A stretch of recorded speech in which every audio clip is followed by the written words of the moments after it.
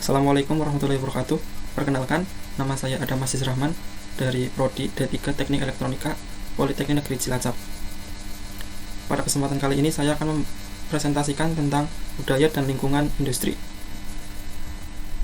Budaya organisasi. Budaya organisasi menunjukkan bagaimana organisasi mempelajari, mengidentifikasi, menanam, mengaktualisasi suatu nilai secara berulang-ulang dan konsisten, sehingga masyarakat dapat mengamati atau merasakan suatu sistem nilai yang mencerminkan bagaimana pekerja bertindak sehingga hal itu akan mampu membedakan suatu organisasi dengan yang lainnya. Definisi lingkungan yaitu institusi luar atau kekuatan yang potensial mempengaruhi kinerja organisasi. Ketidakpastian lingkungan yaitu derajat perubahan dan kompleksitas lingkungan organisasi. Faktor-faktor lingkungan eksternal. Lingkungan eksternal mikro atau berpengaruh langsung meliputi yang pertama pesaing yang meliputi tipe, jumlah, dan posisi. Kemudian pemasok yang meliputi kemampuan, reputasi, pelayanan, harga, dan potongan. Yang ketiga ada pelanggan yang meliputi profil dan potensi. Kemudian ada lembaga keuangan, pasar tenaga kerja, dan perwakilan-perwakilan pemerintah. Kemudian lingkungan eksternal makro atau yang tidak berpengaruh secara langsung. Terdapat teknologi, kemudian ekonomi, politik, dan sosial. Pengaruh lingkungan dapat pula dicermati dengan munculnya pemikiran baru atau cara pandang baru terhadap berbagai aspek dalam manajemen. Lingkungan organisasi. Lingkungan eksternal adalah seluruh elemen yang terdapat di luar batas, yang memiliki potensi untuk mempengaruhi organisasi. Lingkungan umum adalah lapisan lingkungan eksternal yang mempengaruhi organisasi secara tidak langsung atau makro. Kemudian lingkungan tugas adalah lapisan lingkungan eksternal yang mempengaruhi secara langsung operasi dan kinerja organisasi atau mikro. Lingkungan umum, dimensi internasional, bagian dari lingkungan eksternal berupa peristiwa yang berasal dari negara asing.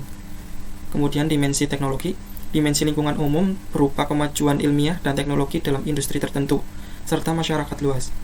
Kemudian dimensi sosial budaya, mencakup karakteristik demografi, norma, kebiasaan, dan nilai-nilai masyarakat di mana organisasi beroperasi di dalamnya. Dimensi ekonomi mencakup kesehatan ekonomi secara umum dari suatu negara atau wilayah tempat organisasi beroperasi. Dan terakhir, dimensi politik dan hukum meliputi peraturan pemerintah serta aktivitas politik yang dirancang untuk mempengaruhi perilaku perusahaan. Lingkungan tugas, pelanggan, orang dan organisasi di dalam lingkungan yang membeli barang atau jasa dari organisasi. Pesaing, organisasi lain dalam industri atau jenis usaha yang sama yang menyediakan barang dan jasa kepada sekelompok pelanggan yang sama. Pemasok, orang dan organisasi yang menyediakan bahan baku kepada pihak lain yang menggunakannya untuk menghasilkan suatu produk. Pasar tenaga kerja, orang-orang dalam lingkungan yang dapat diterima bekerja untuk organisasi. Ketidakpastian lingkungan, yaitu bila faktor eksternal berubah dengan cepat, organisasi akan mengalami ketidakpastian yang sangat tinggi. Perusahaan harus melakukan usaha agar dapat beradaptasi dengan perubahan yang cepat di lingkungannya. Contohnya, perusahaan telekomunikasi dengan pesawat terbang. Perusahaan pesawat terbang harus mengikuti perkembangan telekomunikasi yang terjadi.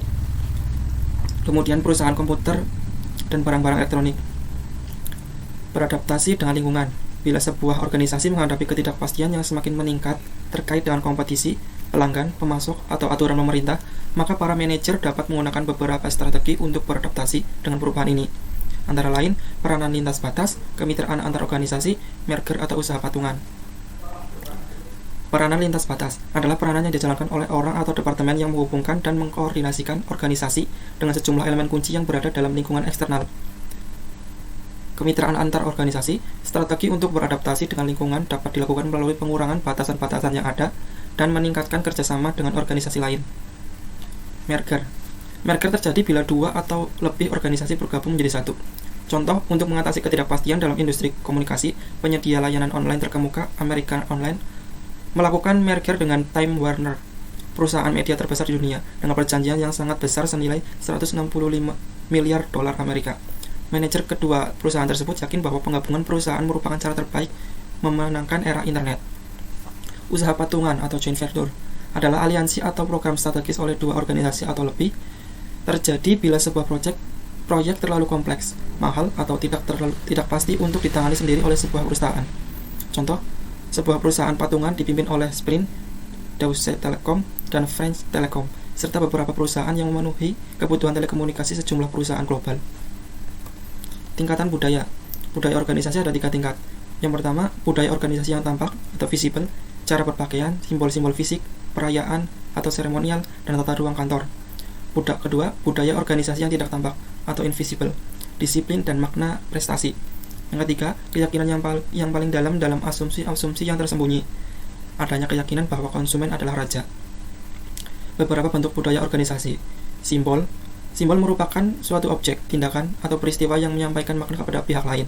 Cerita, narasi yang didasarkan pada peristiwa sesungguhnya yang seringkali diulang dan dibagikan di antara karyawan organisasi.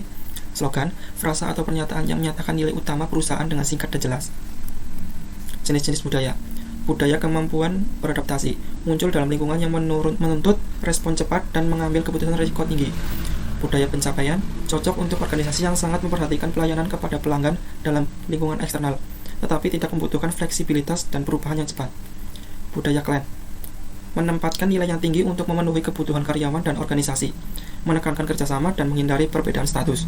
Budaya birokratis memiliki fokus internal dan orientasi konsisten terhadap lingkungan yang stabil, mendukung dan menghargai cara bekerja sesuai dengan metode rasional dan teratur. Etika manajemen. Yang pertama, pendekatan utilitarian, yaitu perilaku moral menghasilkan kebaikan.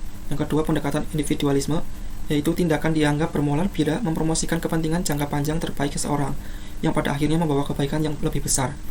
Yang ketiga, pendekatan hak moral, yaitu keputusan moral adalah keputusan yang paling baik mempertahankan hak-hak orang yang dipengaruhi oleh keputusan tersebut. Yang keempat, pendekatan keadilan, yaitu keputusan moral harus didasarkan pada standar kesetaraan, keseimbangan, dan keadilan. Sekian yang dapat saya sampaikan, kurang lebihnya mohon maaf. Wassalamualaikum warahmatullahi wabarakatuh. Terima kasih.